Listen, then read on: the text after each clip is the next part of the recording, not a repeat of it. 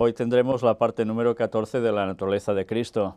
Va a ser un tema dedicado especialmente, sobre todo, a adventistas, porque hubo una polémica en la época de 1888 que no terminó allí, sino que ha ido avanzando a través de los años y ahora quizá más que nunca vuelve a estar en pleno auge, dividiendo adventistas. Y vamos a ver una vez más, como consumación a ese tema, algo muy interesante, y vais a ver que no son mis palabras, sino que vamos a leer de alguien que no es Ellen White, sino que es un historiador de la Iglesia Adventista, muy conocido, el señor Knight, y habla también sobre este tema.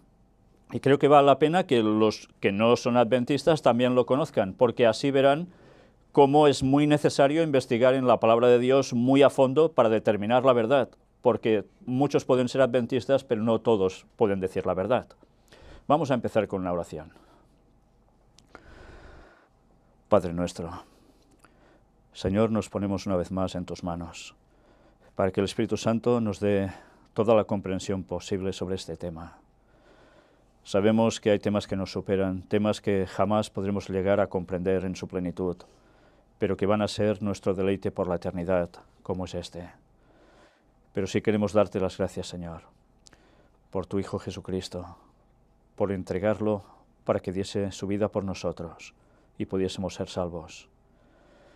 Gracias, Señor, porque todo lo que pasó nos sirve para nosotros también, para poder aprender, poder seguir su camino. Y te queremos pedir, Señor, que nos ayudes a estar centrados siempre en ti, que seas tú siempre nuestro objetivo y que tú nos bendigas. Bendice a todo tu pueblo, perdona nuestros pecados. En el nombre de Jesús te lo pedimos todo. Amén. En portada tenemos una imagen con dos fotografías. Una es la del señor Wagoner y la otra la del señor Jones. Aproximadamente son fotografías de la época sobre 1888.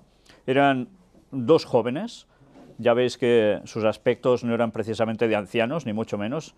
Y era cuando ellos presentaron algo en la conferencia general en Minneapolis, y se trataba de la justificación por la fe. Posteriormente hicieron escritos donde hablaban y trataban sobre la naturaleza de Cristo. Por desgracia, ya vimos cómo era la naturaleza de Cristo. Pues no lo vimos por desgracia, lo vimos por gracia, gracias a Dios, pero por desgracia no todos llegaron a entender lo mismo, y ellos finalmente se descarriaron. Ellen White tuvo que escribir antes, durante y después sobre la naturaleza de Cristo, especialmente después de esas fechas, para aclarar cuestiones. Eso nos tiene que ayudar a estar centrados. Pero sobre todo, sí quiero destacar algo. Cuando podéis leer los escritos de estas dos personas en concreto, siendo jóvenes cuando algunos de ellos escribieron, os daréis cuenta que eran personas con una inteligencia impresionante. 20 y pico de años, más o menos, y eran capaces de hacer unas profundizaciones, que ahora dices, ¿quién con 20 y pico de años tiene esos razonamientos? Cuando se está por tanta tontería y no se está por lo que se debe estar. Con error o sin error, pero los discernimientos eran realmente impresionantes. Y desde luego cuando analizas esto y ves escritos no solo de ellos, sino de gente de esas épocas, dices, qué tontos nos hemos vuelto los seres humanos. Verdaderamente estamos en los 6000 años prácticamente desde la entrada del pecado, porque nos hemos vuelto cortísimos. Qué pocos hay ahora que tengan esa lucidez mental. Y os digo esto porque a mí me hace pensar mucho, sobre todo si comparo los jóvenes de antes con los jóvenes de ahora. Yo no estaba en esa época, pero si te das cuenta que por sus obras puedes saber sus modos de pensar, su estructura. Y desde luego, qué lejos están los chicos de 20 y pico de años, 30 y pico, 10 y pico, para que me entendáis, de lo que se era antes. ¿Qué ha cambiado? La educación, el modo de vida, la carga del pecado, por supuesto, todo esto. Pero el pueblo de Dios no debería ser tan corto. El pueblo de Dios debería trabajar para que su mente se ampliara, para que su mente estuviera centrada en las cosas de Dios, en estudiar su palabra, y así crecería mentalmente. Pero por desgracia eso es lo que menos se hace, y se pierde el tiempo con infinidad de cosas que atrofian la mente en vez de hacerla crecer. Pero bueno, ya basta de introducción, vamos directamente a adentrarnos con un texto que precisamente es donde dejamos el tema de la paz de Dios, Colosenses capítulo 2. En el versículo 8 y el 9 nos dice: mirad que nadie os engañe por medio de filosofías y huecas sutilezas, según las tradiciones de los hombres, conforme a los rudimentos del mundo, y no según Cristo, porque en él habita corporalmente toda la plenitud de la deidad, toda. Ya vimos que Jesús es Dios igual al Padre, como el Espíritu Santo exactamente igual.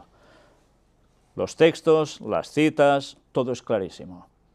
Pero en fin, esto nos va a servir de introducción porque precisamente de lo que tratamos es de no aceptar filosofías y huecas sutilezas, tradiciones de hombres, que en definitiva pasan a ser creencias muchas veces y no son las correctas. Y recordar esto, que según Cristo es donde debemos centrarnos, y en recordar la plenitud de la deidad en él. Este es el artículo que apareció en la revista Spectrum, hecho por adventistas, y habla de un encuentro que hubo en la iglesia de Urgell, en Barcelona, iglesia adventista. Nunca se fíen de un teólogo, repasando la historia adventista con el doctor George Knight.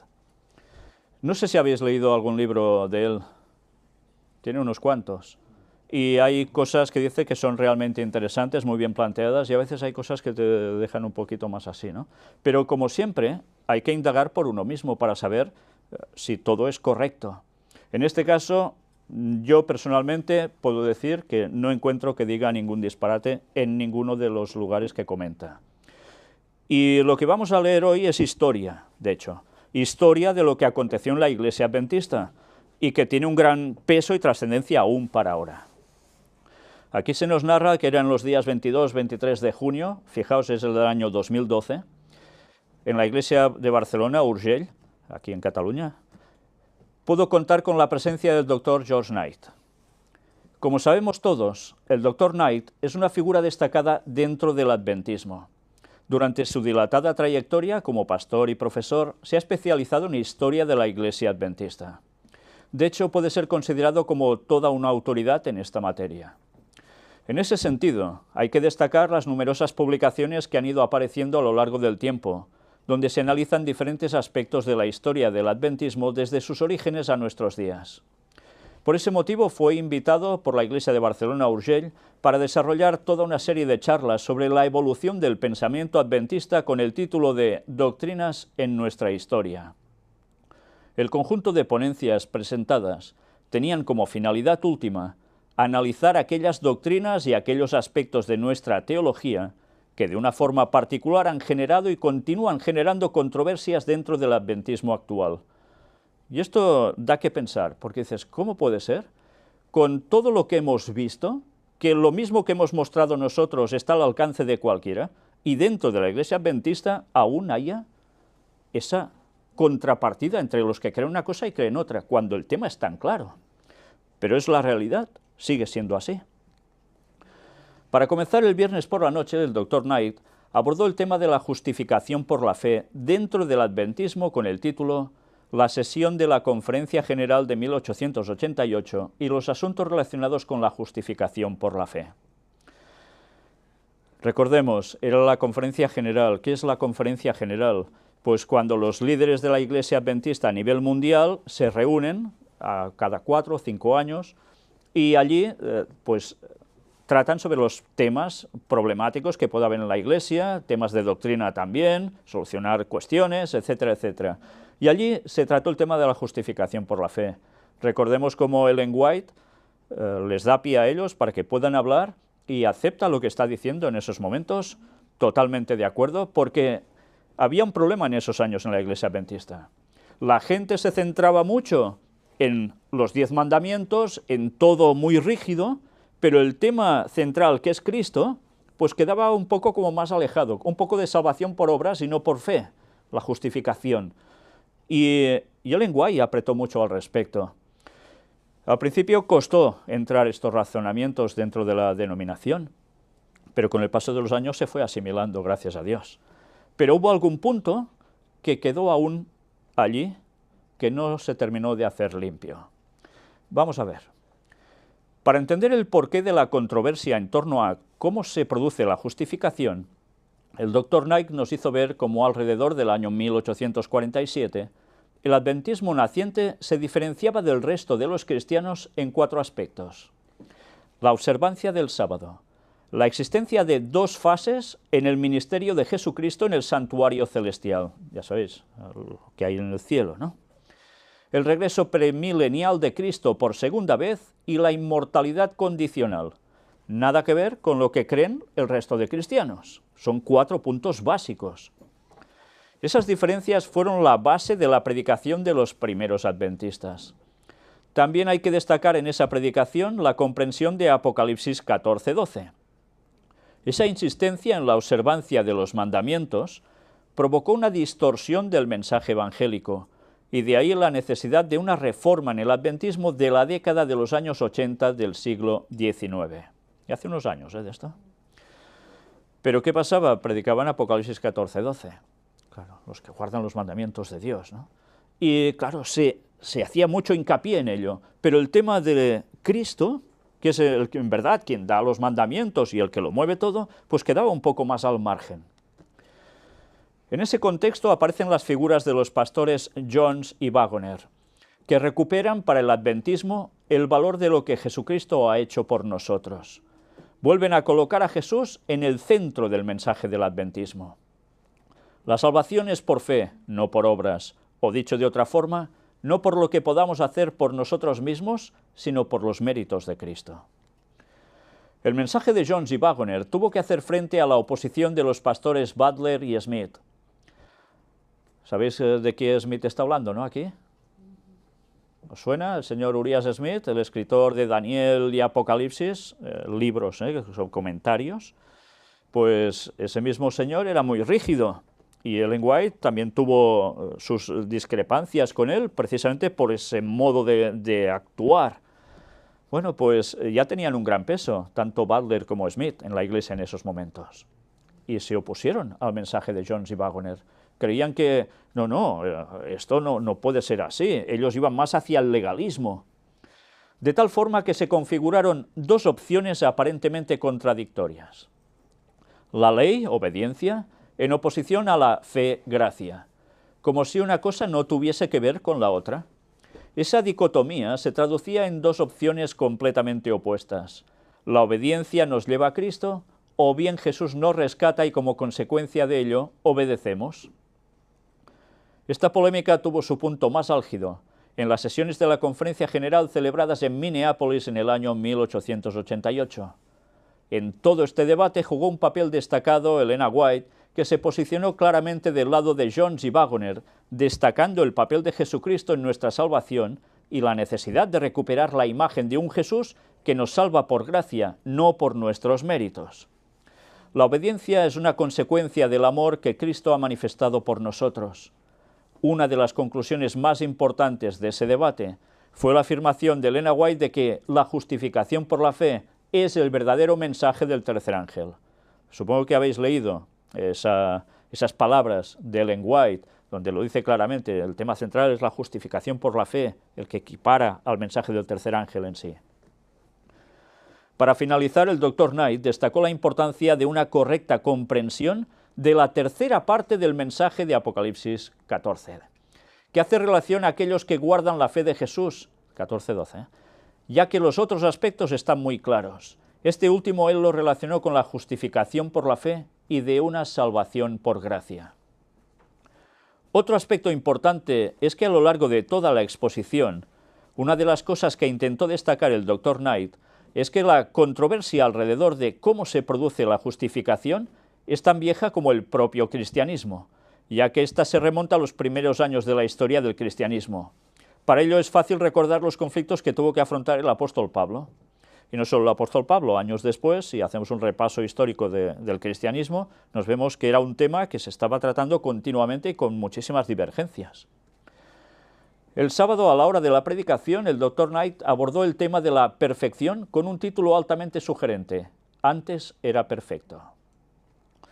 El Dr. Knight se acercó desde su experiencia personal a la comprensión adventista de la perfección. Nos comentó cómo él procedía de una familia agnóstica y cómo a los 19 años conoció el adventismo. Ese conocimiento cambió su vida. Él todo esto lo relata también en alguno de sus libros. Conocer el adventismo no supuso conocer a Cristo, pero a partir de ese momento se propuso ser perfecto, llevar una vida perfecta. Él tenía el propósito de reproducir perfectamente el carácter de Cristo. Estaba convencido de que ese era el mensaje del Evangelio, de que actuar así era necesario para su salvación. Estudió y se convirtió en pastor. Pero el deseo de ser perfecto, en lugar de convertirlo en una mejor persona, lo llevó a la intransigencia, a ver los defectos de todos aquellos que le rodeaban, pero no los suyos. Eso pasa, ¿eh? Si uno llega a estos límites mentales, es donde puede llegar a caer. La comprensión que tenía en aquel momento del Evangelio lo convirtió, lo transformó de tal forma que llegó a convertirse en una peor persona, y a medida que transcurría el tiempo esa impresión iba en aumento. La constatación de dicha realidad lo impulsó a tomar una decisión drástica: renunciar al ministerio y alejarse de la Iglesia. En varias misivas dirigidas al responsable de su campo, renunció a sus credenciales de pastor, siendo finalmente aceptadas. Ya veis, llegó a dejar hasta el pastorado, ¿eh? Después de abandonar el ministerio y la Iglesia, se dedicó a estudiar filosofía. Finalmente, después de unos cuantos años, constató que la filosofía no daba sentido a su vida, lo que lo llevó de vuelta a Cristo, redescubriendo a Cristo y el verdadero significado de la perfección. La perfección se encuentra en vivir el amor de Cristo.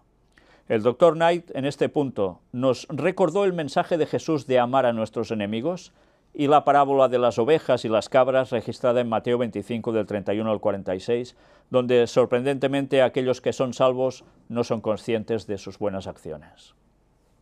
Esto es muy interesante, ¿eh? Se puede estar actuando bien y no ser consciente de que estás actuando bien. Y si se actúa mal, ¿somos conscientes? A veces no, ¿eh? Pero muchas veces sí. El Dr. Knight destacó la importancia del amor como reflejo de una verdadera relación con Cristo. Él insistió en la necesidad de Cristo para el adventismo, señalando que hemos de ser en primer lugar cristianos, que cuando no hemos tenido presente ese aspecto, nos hemos alejado de Cristo. Ya el sábado por la tarde, en un primer lugar, trató una temática que ha generado y sigue generando fuertes debates dentro del adventismo: la naturaleza humana de Cristo. Y ahora vamos a ver dónde está el quid de la cuestión. Con el título La naturaleza humana de Cristo y por qué marca una diferencia, el Dr. Knight intentó hacer un recorrido a la comprensión adventista de dicho tema desde los orígenes del adventismo hasta la actualidad en cierta medida. De entrada, el Dr. Knight manifestó que este tema no se encuentra de una forma directa en la Biblia y que por lo tanto no se puede elaborar una doctrina. Bueno, ya hemos visto que sí se encuentra plenamente en la Biblia y que la doctrina se elabora y también gracias a los escritos de Lenguay, evidentemente. Por eso a veces, ya una vez más, cuidado con los teólogos, porque a veces los teólogos, ya sabéis que se pasan de extremo. Este tema no fue considerado como relevante dentro del adventismo hasta la última década del siglo XIX. La primera mención la encontramos en un escrito de Wagoner de 1887 y en donde afirmaba que Cristo fue hecho semejante a nosotros. El debate se centró en cómo habríamos de entender que Cristo era semejante a nosotros. ¿Quería decir que era exactamente como nosotros? ¿Cómo entender la expresión semejante? Según Jones y Wagoner, Jesús era exactamente igual a nosotros. ¿Tenía las mismas propensiones al pecado que nosotros? Eso implica que de la misma manera que Cristo no pecó, nosotros podemos llegar a vivir una vida sin pecado. La consecuencia última es que el pueblo de Dios tiene que ser una demostración delante del universo. ¿Estáis de acuerdo en este planteamiento? Hemos visto 13 temas al respecto, ¿eh? Es algo que ya deberíamos tener sumamente asumido y claro, ¿eh? Pero ya veis, Jones y Waggoner dicen, Jesús exactamente igual que todos nosotros, exactamente igual.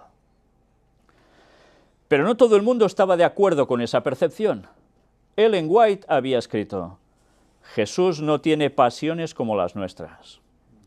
¿Cómo entender estas palabras?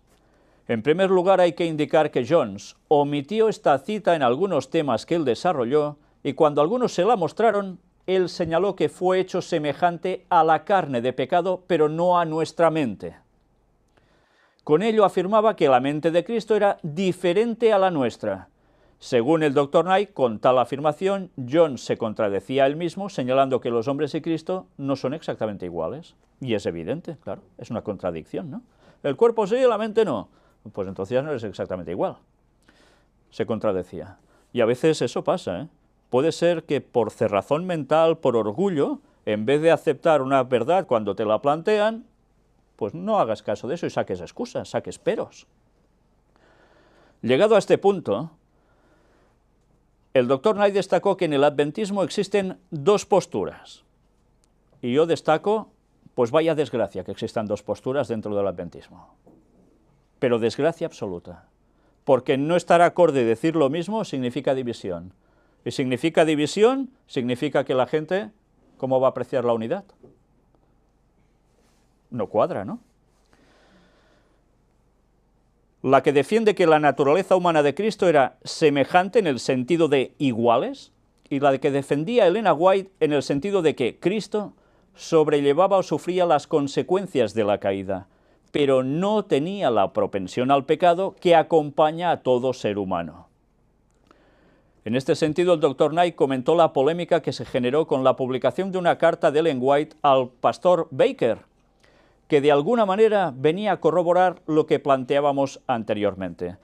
Es que hay muchas cosas que yo aquí no os muestro porque no terminaríamos nunca el tema, pero son temas que llegaron a generar mucha polémica, y Ellen White tuvo que escribir cartas también hasta pastores.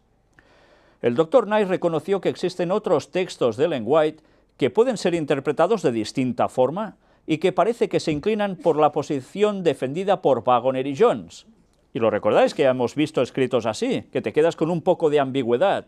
Está haciendo de referencia a lo que dice Waggoner y Jones entonces, pero que si sigues profundizando y comparando te das cuenta que no, que estás viendo solo una parte del cuadro y no ves todo el cuadro en general, lo que te hace percibir cosas que no son realmente así. Y ahora me he perdido. La última. ¿Cómo armonizar dichas declaraciones entonces? Para el Dr. Knight no existe ninguna contradicción, sino que éstas se complementan. Vamos a ver qué explica. Para intentar aclarar el tema, el Dr. Knight nos recordó que uno de los autores favoritos de Ellen White fue Melvin, y que en uno de sus sermones lleva por título La humillación de Jesucristo hombre. Aquí me detengo para aclarar algo. Hay personas que creen que cuando Ellen White escribía, todo lo escribía directamente porque le salía así. No siempre fue este el caso. Ellen White, ¿sabéis?, tuvo una biblioteca amplísima, multitud de libros. Si no recuerdo mal, creo que eran 2.000 o 3.000 libros.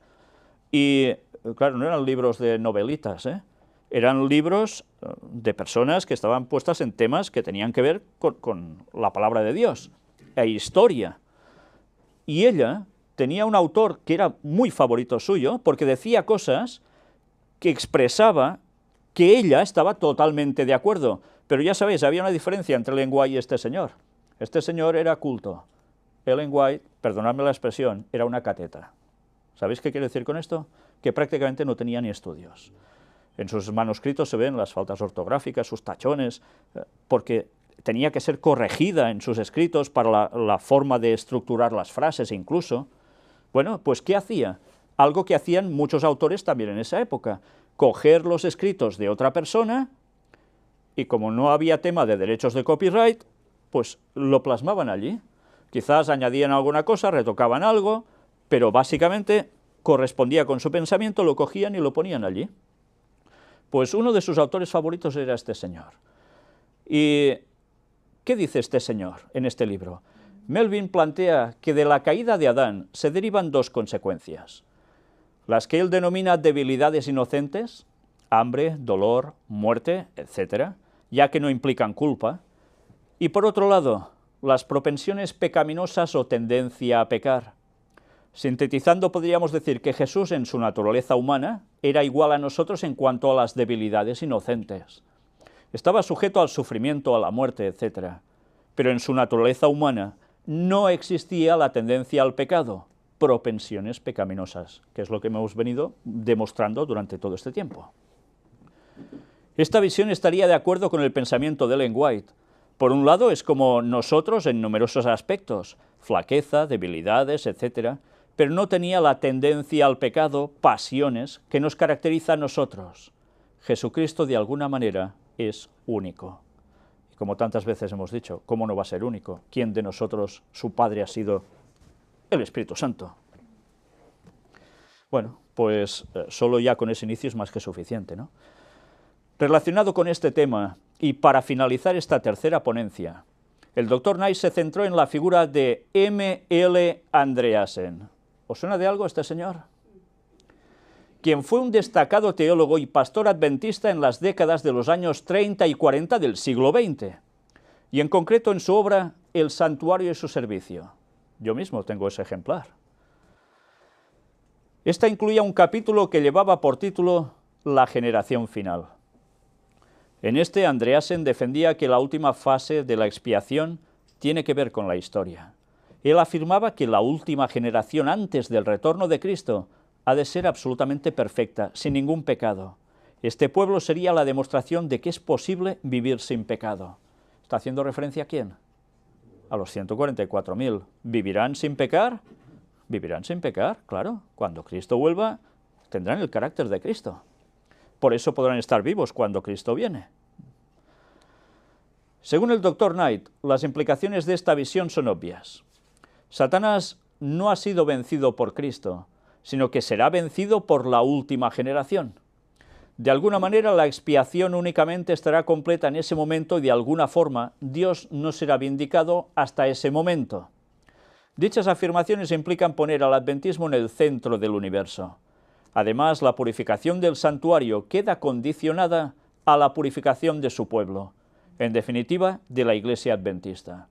Para derrotar a Satanás, Dios depende de que algunos hombres lleguen a guardar los mandamientos de forma perfecta.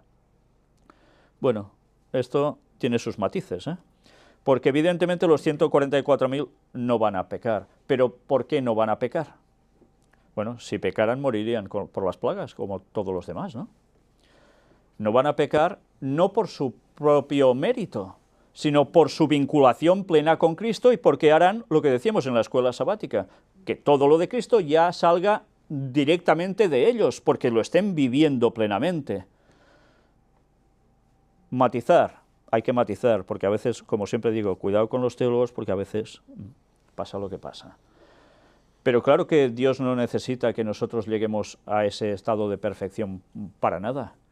¿Que va a suceder? Claro. ¿Y que Dios sabe que va a suceder? Claro. ¿Y que vendrá entonces? Claro. Pero Dios podría hacer cualquier otra cosa. No nos necesita a nosotros para nada, porque para eso es Dios. Pero sí que es cierto que ha dicho que en profecía esto va a suceder y lo debemos tener presente. Y debemos orar para ser de los 144.000 y trabajar por ello. Esa comprensión de los acontecimientos finales olvida lo que Cristo ya ha hecho y puede llegar a ser calificada de herética.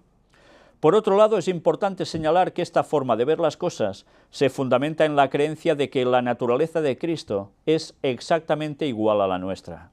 Claro, porque en definitiva era que tú por tus propios méritos podías llegar a esto. Es lo que hace referencia aquí.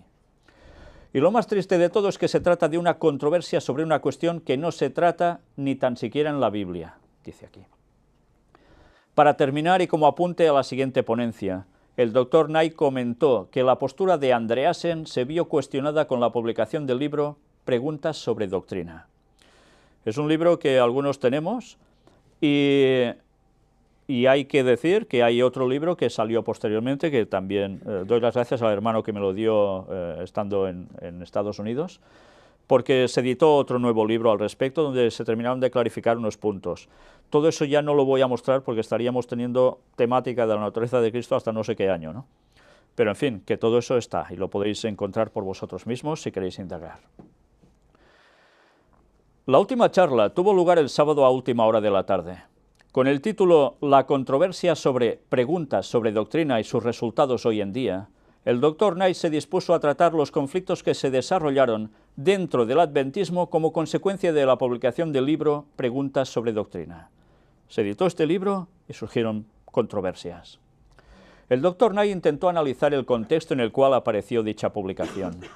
En la década de los años 50 del siglo pasado, dentro del adventismo, se fueron fraguando dos corrientes que, por caminos diferentes, se apropiaron de la teología de la última generación: el movimiento de 1888 y los adventistas históricos, más conocidos por su publicación Nuestro firme fundamento.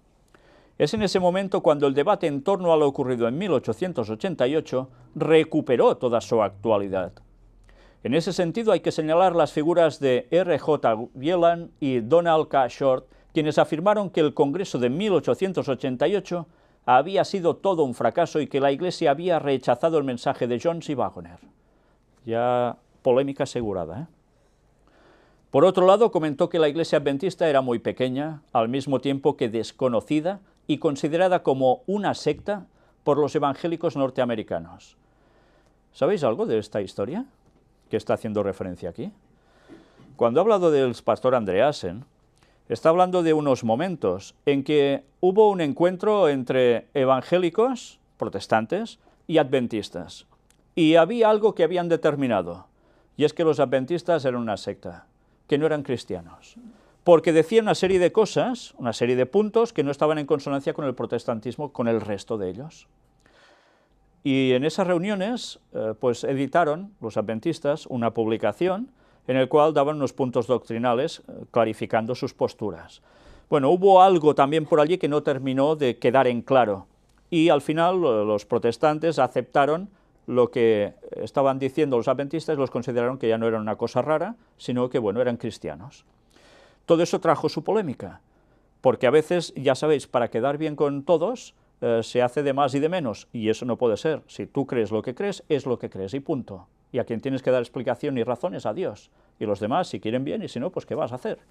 Pero bueno, a veces eso no siempre pasa, politiqueos, ya me entendéis, ¿no? Pues todo eso era el tema de lo que aquí se estaba tratando, y que verdaderamente vaya lo que llevó a traer.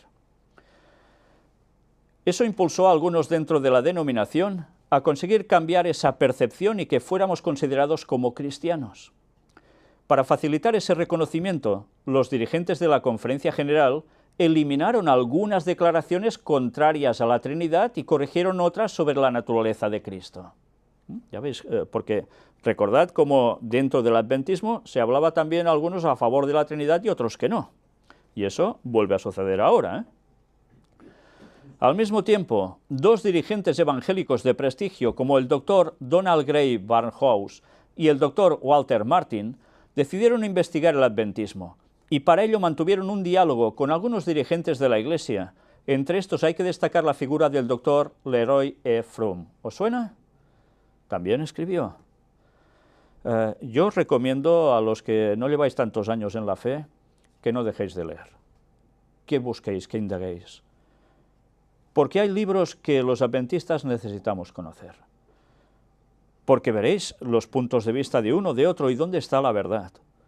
No podemos estar perdiendo el tiempo continuamente con muchas cosas, debemos cultivarnos, y debemos saber esta historia, porque es nuestra historia, y la que marca, en definitiva, lo que nosotros podemos llegar a creer. Y sobre todo, para evitar malinterpretaciones de muchos que van a hacer daño cuando se plantean ciertas cosas como estas. Si nosotros no sabemos exactamente la verdad, no podemos defenderla, ¿entendéis? Fruto de ese diálogo, el Dr. Barnhouse publicó en la revista Eternity un artículo con el título ¿Son cristianos los adventistas? Vaya título ya, ¿eh? En este, el Dr. Barnhouse afirmaba que los adventistas eran cristianos, pero al mismo tiempo señalaba que dentro del adventismo existía una fracción, aquellos que no estaban de acuerdo con los dirigentes de la Conferencia General, que se encontraban equivocados. El artículo publicado en Eternity sorprendió a Andreasen, quien no era consciente de ese diálogo y que además había sido el teólogo más importante de la Iglesia hasta la fecha. No estamos hablando de un cualquiera, ¿eh? un hombre de referencia dentro del adventismo. Según el Dr. Knight, Andreasen había sido jubilado por resultar molesto. ¿Os suena de algo esto? Él cree que detrás de esa decisión puede encontrarse la mano del Dr. Fromm. Andreasen se sintió marginado y tildado como un bicho raro por sus ideas sobre la naturaleza de Cristo y la última generación. Bueno, vais a ver realmente quién tenéis razón por eso. A veces uno puede quedar un poco fuera o al margen porque también está diciendo lo que no toca, ¿eh? Puede pasar. No siempre el que está sacado es el bueno de la película, las cosas como sean. Por otro lado, fruto de ese diálogo con el mundo evangélico, la Iglesia publicó Preguntas sobre Doctrina, que puede afirmarse que es la primera publicación que expone de una forma sólida la teología adventista. Por primera vez, ¿eh? Pero dicha publicación tenía un punto que generaría un grave conflicto, aquel que hacía relación a la naturaleza humana de Cristo. ¿Jesús tenía la naturaleza humana anterior a la caída o, por el contrario, la de después de la caída? ¿Será que no lo hemos preguntado a veces esto, lo hemos tratado, eh? ¿Os creíais que era un tema de ahora? Pues no. Si tenía la naturaleza humana después de la caída, eso implicaba que Jesús era pecador, y eso suponía un problema. En este punto el Dr. Knight señaló que el Dr. Fromm, en su diálogo con los dirigentes evangélicos, no fue completamente honesto. El Dr. Fromm no fue capaz de percibir que Jesús era único. Tenía la naturaleza humana después de la caída, pero sin las propensiones al pecado que tenemos nosotros, como se puede encontrar en el pensamiento de Elena White. Esto no lo terminó de puntualizar el señor Fromm, pero esta es la postura auténtica, la que creemos que es verdad. ¿Y qué es? Para acabar de complicar la situación, el Dr. Martin publicó un libro con el título La verdad acerca de los adventistas del séptimo día. Este afirmaba en el prólogo que el libro Preguntas sobre Doctrina había creado una división dentro del adventismo, y volvía a insistir que el adventismo está dividido entre aquellos que formaban parte del verdadero cuerpo de Cristo, aquellos que están de acuerdo con los dirigentes de la Iglesia, y aquellos que por sus ideas no forman parte del verdadero cuerpo de Cristo y por lo tanto son unos sectarios. Bueno, esto es como lo aplicaban entonces, ¿no? La respuesta de Andreasen no se hizo esperar y publicó Cartas a las Iglesias, donde se volvía a reafirmar en sus ideas sobre la expiación y la última generación. Andreasen entendió que lo que había sucedido suponía una traición a la Iglesia, y en particular al mensaje de Elena White. Él consideraba que la naturaleza de Cristo, tal como él la entendía, era un pilar del adventismo. Según el Dr. Knight, esto no es así, pero sí que es cierto que es fundamental de cara a la teología de Andreasen.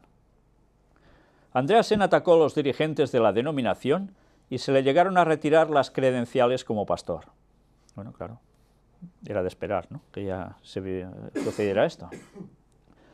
Parece ser que momentos antes de morir se reconcilió con los dirigentes de la Iglesia tras un intercambio de impresiones. Esta versión fue corroborada por su mujer en una carta donde expresaba su alegría por la reconciliación. Gracias a Dios. A pesar de esta, el conflicto continuó abierto con dos cuestiones latentes: la naturaleza pecadora de Cristo y la última generación. Estas ideas han sido abrazadas por diferentes movimientos y organizaciones que se han ido organizando en torno a la Iglesia adventista. Entre estas hay que destacar los adventistas históricos y el Comité de 1888. Uno de los fundadores de este último, Donald K. Short, ha llegado a afirmar que no debemos pecar ni siquiera inconscientemente. Por cierto, ya sabéis que por internet estos libros se encuentran y están así, titulados 1888, y hay una serie de libros de personajes históricos del adventismo que trataban sobre estas cuestiones. Por desgracia, no todos estaban acertados, como ya veis, pero muchos se aferran a eso como que sí, que es esa postura la buena. Por último, en este punto, el Dr. Knight comentó las ideas de Jacques Sequeiro. Este afirma que todos hemos nacido justificados. Dios ya ha salvado incondicionalmente a toda la humanidad. Solo se perderán aquellos que deliberadamente rechacen la gracia, o sea, la salvación. Esta teología es muy popular porque supone que todos somos salvos, pero sus implicaciones entran en contradicción con el Evangelio. Por un lado, cuestiona la necesidad de evangelizar. Podemos provocar que rechacen el Evangelio y la afirmación bíblica que afirma que el que cree será salvo. Claro. Para finalizar, el Dr. Knight abordó la cuestión de la Trinidad dentro del adventismo. Él nos recordó cómo la mayoría de los pioneros del adventismo, Bates, White, Andrews, Smith, los pastores todos conocidos, eran antitrinitarios. Lo sabíais, ¿no? Todos eran antitrinitarios, debido a las creencias de su origen antes de ser adventistas. Rechazaban la Trinidad porque consideraban que era una doctrina católica. Eran semiarrianos. Consideraban que Cristo no era totalmente Dios, que era divino, pero que había tenido un principio y por lo tanto había sido creado. Sí, esa era la postura de ellos y sus escritos, que incluso llegaban a aparecer en lugares como hasta la Review and Herald. Además, para muchos el Espíritu Santo era un poder, no una persona. O sea, era la fuerza, como en Star Wars, para que me entendáis. Sí, pero es lo que creían. Entre los pioneros, la única que no se había posicionado de una forma clara antes de 1888 era Ellen White. A partir de esa fecha, ella escribió los grandes libros sobre la salvación, El camino a Cristo, Palabras de vida, El deseado de todas las gentes, Lecciones objetivas y El ministerio de curación. En todos ellos, Ellen White habla de la salvación que encontramos en Cristo y al mismo tiempo incide en la necesidad de estudiar la Biblia. En relación a Cristo, ella afirmará que en él hay vida original, no prestada, no derivada de nadie. Esta declaración suponía toda una revolución porque se trataba de una afirmación totalmente trinitaria, y esto suponía un cambio radical dentro del adventismo. Por eso hubo personas que cuando vieron que ella hacía esta referencia, años después, ella ya había muerto, y decían, no, esto se retocó después, que ella no había escrito esto, es falso. Yo mismo tengo los escritos originales en fotografía, y allí aparece claramente. Por tanto, hay argumentos que la gente quiere inventarse para rechazar la verdad, pero la verdad es la que es. Como siempre, el orgullo a veces hace lo que no toca, ¿no? El Dr. Knight comentó como, de entrada, Andreasen pensó que se trataba de una interpolación realizada por los editores. Ya veis, esto ya lo pensaba hasta Andreasen, ¿eh? Para despejar sus dudas, se desplazó para poder consultar los manuscritos originales de Ellen White y así constatar que dichas palabras provenían de la propia Ellen White. Ellen White no hizo nada para resolver el debate, pero paulatinamente la Iglesia aceptó la Trinidad. Entonces, una de dos, o Ellen White es una bruja satánica y introduce lo que no es verdad y la gente se lo cree, o es que decía la verdad y los otros pues la pueden aceptar o no. Gracias a Dios hemos demostrado que no solo es por sus escritos, que esto es claro, sino por los propios textos bíblicos analizados a fondo. Y una vez se sabe esto, qué fácil es ver todo lo demás. En este punto el Dr. Knight afirmó con total rotundidad que no existe ninguna doctrina adventista que provenga de Ellen White. ¿Hay alguna doctrina básica de los adventistas que no provenga de Ellen White? Básica, ¿eh? ¿Os habéis fijado cuando hacéis estudios bíblicos a alguien que se va a bautizar? Los estudios básicos, que antes había unos 30, ¿dónde están basados? ¿En los escritos de Ellen White o en la Biblia? En la Biblia. Quizás aparece alguna cita de Ellen White para terminar de dar una matización o una impresión más fuerte. Pero todos son textos bíblicos de arriba abajo. Otra cosa son los detalles que ella puede decir referente a la vida eterna o cualquier otra cuestión, pero son detalles. Para acabar con el tema de la Trinidad, el Dr. Knight destacó que existe un poderoso movimiento antitrinitario dentro de la Iglesia. Bueno, dentro y fuera también, porque muchos ya se han ido de la Iglesia. Esto se fundamenta no tanto en la Biblia, sino en la tradición. Los pioneros del adventismo eran antitrinitarios.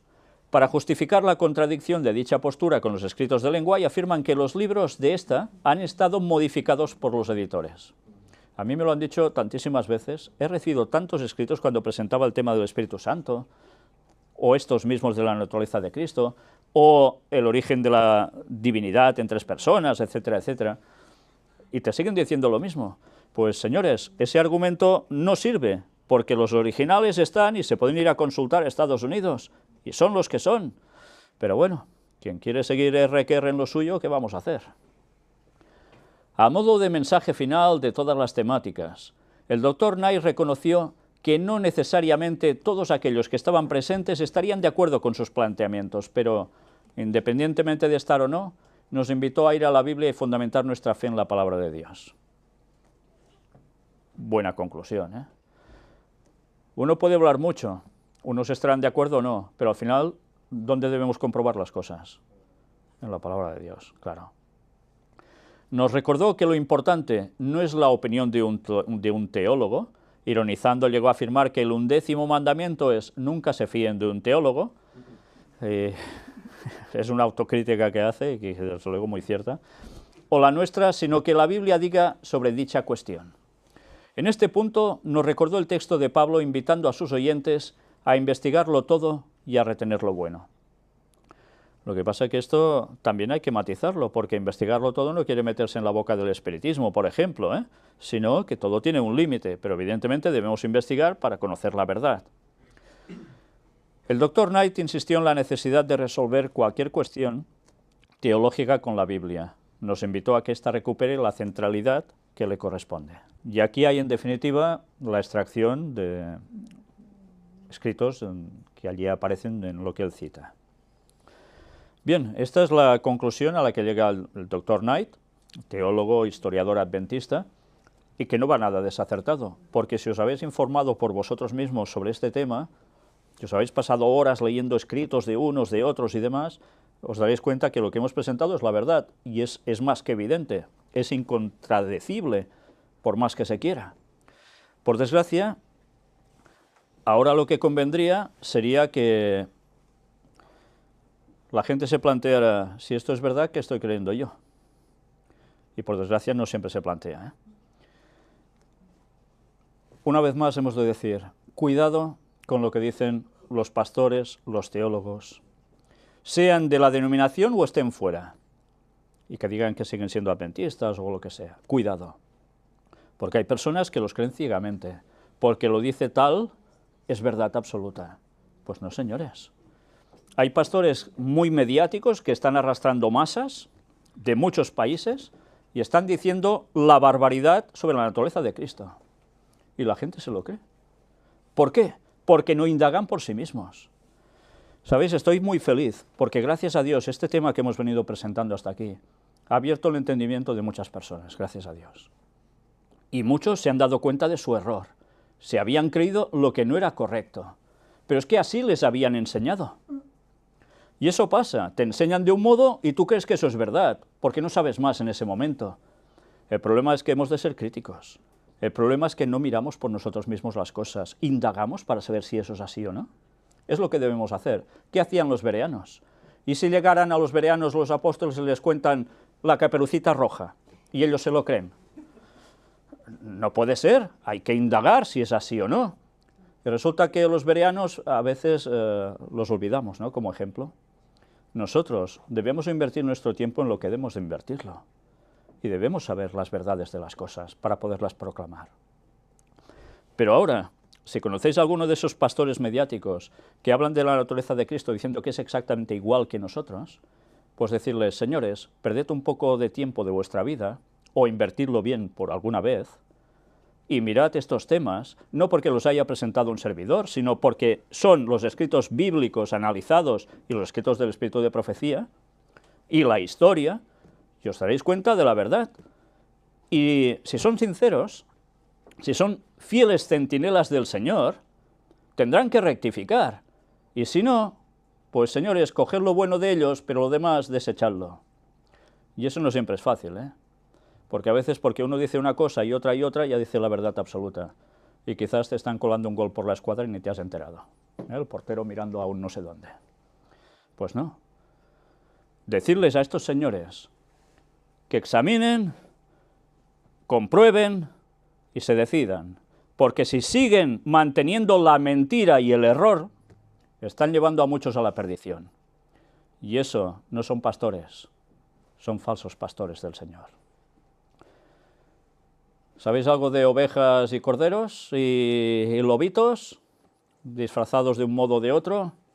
Pues cuidado con eso, porque de nosotros depende que ellos también puedan ser salvos. Ellos llevan a muchas personas al error. Dan matices de cosas buenas, por supuesto, solo faltaba. Pero nosotros debemos defender la verdad y debemos decir las cosas por su nombre. Luego que cada uno decida, ellos como dirigentes y los otros como ovejas, pero que no seamos borregos. Ya está bien de ser ovejas, pero no borregos. Con la ayuda de Dios hemos de saber discernir. Terminamos con Juan 18, del 33 al 37.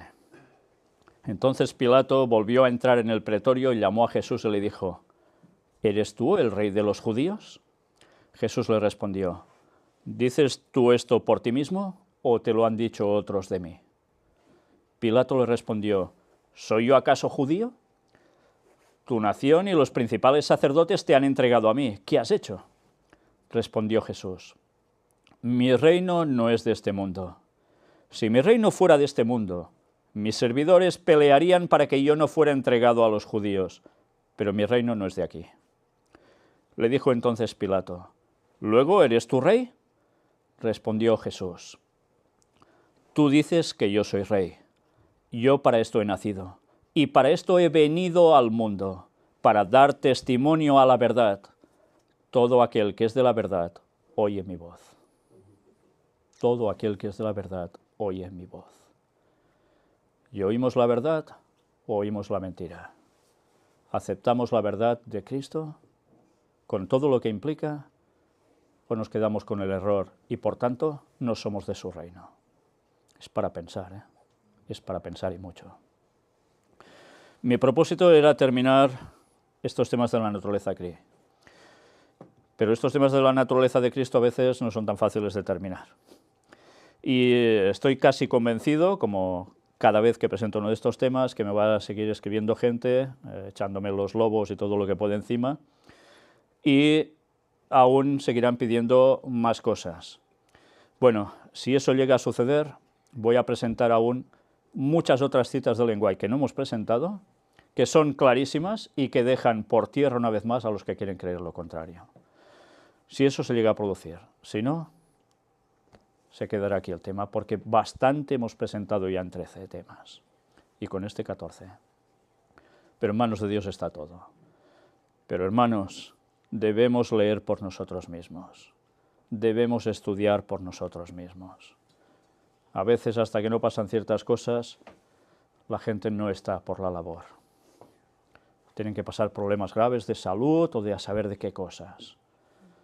Hermanos, el reino de Dios no es de este mundo. ¿Y nosotros de dónde somos?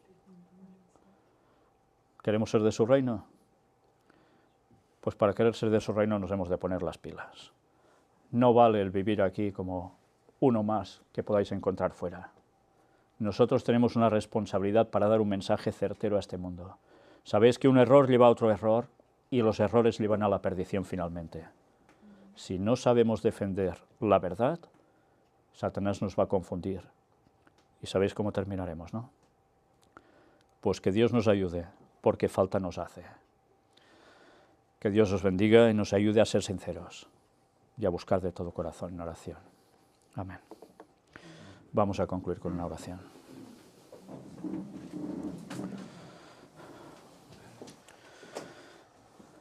Padre nuestro, Señor, te queremos pedir que nos humilles siempre, que nos ayudes a no ser nunca engreídos con los conocimientos que podamos tener, porque una cosa está clara: cuanto más sabemos, más nos damos cuenta de lo que nos falta por conocer. Pero también, Señor, sabemos que los conocimientos no salvan si no se vive en consonancia con lo que tú quieres. Por eso, Padre, te pedimos que tú nos transformes, que cambies nuestras malas personalidades en ser tu imagen, tu reflejo, y que si es tu voluntad, lleguemos también a ser de esos 144.000 que vivirán sin pecar, que vivirán de pie hasta el momento de tu regreso. Ayúdanos a trabajar para conseguir esos caracteres. Solos no podemos, nos es imposible. Te necesitamos a ti en nuestro interior, Señor. que el Espíritu Santo habite totalmente en nosotros y nos guíe y nos transforme. Y ayúdanos a defender siempre tu verdad, del modo claro, pero a vivir la verdad, para que la gente se dé cuenta que quizás nuestras palabras las pueden tergiversar, pueden creer otras cosas o lo que quieran, pero que vean que nosotros somos cristianos de verdad, Señor. Y ese testimonio nadie lo puede rechazar, por más que quiera. Perdona nuestros pecados. Bendícenos, Señor, a todos como pueblo. Ve uniéndonos, seamos de donde seamos, estemos donde estemos. Y ayúdanos a vivir para dar este mensaje final al mundo, para que llegue a cada individuo de este planeta y todos puedan decidir por sí mismos. En el nombre de Jesús te lo pedimos todo. Amén.